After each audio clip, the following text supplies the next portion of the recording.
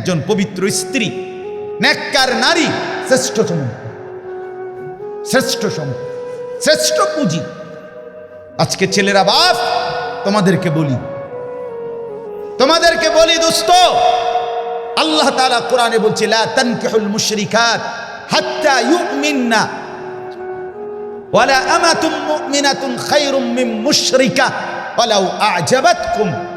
আল্লাহ কোরআনে বলে কোন মুশরিক, কোন পাপী, কোন নাফরমান, কোন বেহায়া নারীকে বিবাহ করো না।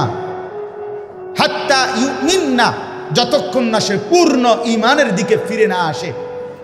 আল্লাহ কোরআনে বলেন ওয়ালা আমাতুম মুমিনাতুন খায়রুম মিন মুশরিকা, একজন নেককার মুমিনা চরিত্রবান পবিত্রা দাসীও স্বাধীন বিত্তশালী একবারে সম্পদশালী সুন্দর চেহারার মুশরিক নাফরমান পাপী নারীর চাইতে উত্তম। ওয়ালাউ আ'জাবাতকুম, বেশরম মুশরিক নাফরমান নারী যত আকর্ষণীয় হোক না কেন, তার চাইতে একজন নেককার কালো হোক, কুৎসিত হোক, দাসী হোক, সে আল্লাহর কাছে দাম। কোরআনের আয়াত।